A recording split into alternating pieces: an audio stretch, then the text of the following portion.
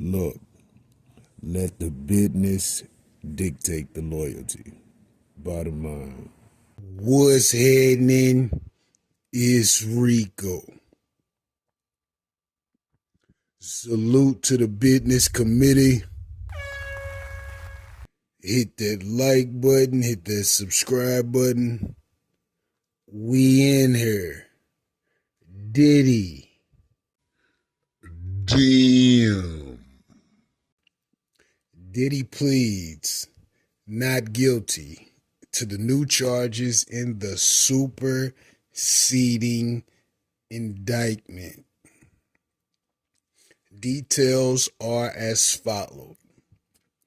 The Bad Boy Records founder appeared in court on Monday in Manhattan for his arraignment on the two new charges, one for sex trafficking by force, fraud, or coercion, and another for transportation to engage in prostitution.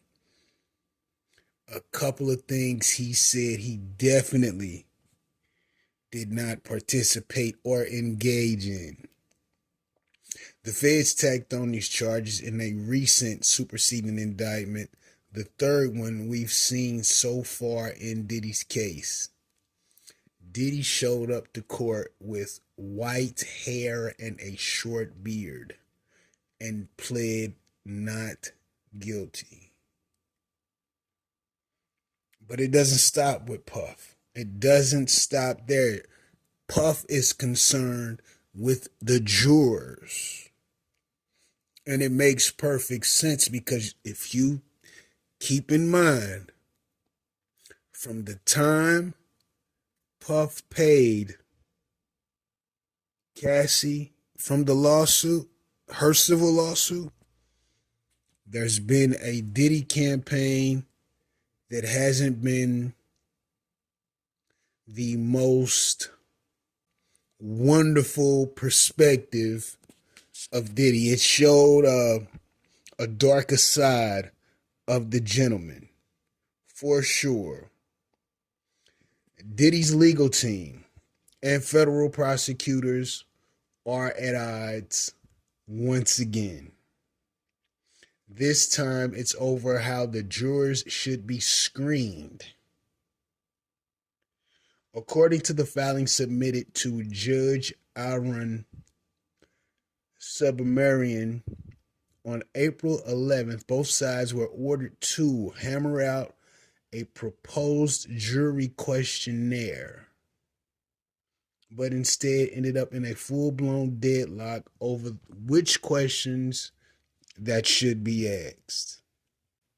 And while Diddy's lawyers did not object to most of the government's wording, they argue the entire document misses one glaring issue: media bias.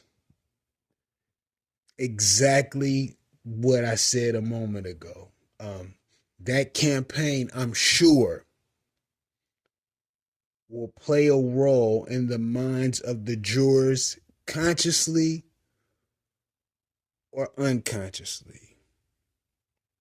Allegedly, maybe. The government proposed does not explore at all prejudice and biases that are central to an effective inquiry to seating a fair jury, which is true. The defense believes it is important that they allow potential jurors to write candidly about the unprecedented and negative media attention that they may have been exposed to.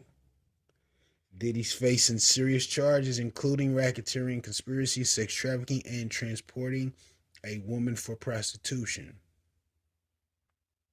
Prosecutors say his trial will include, Lord Jesus, explicit videos of assault, evidence of drug-fueled sex parties, and a testimony from a former associate who claims they were a part of the cross-country sex trafficking ring. And this is another thing you got to understand. If this is all they saying they have, it would be hard for me to believe that that's it. This is just something to weigh on Diddy's brain as they prep for the trial. But first, there has to be a jury selection, so they have to cross this hurdle before they get to the trial. And the defense is making a reasonable explanation, without question. His attorney says that precisely why jurors should be screened before walking into a courtroom, not while being stared down in a room full of strangers.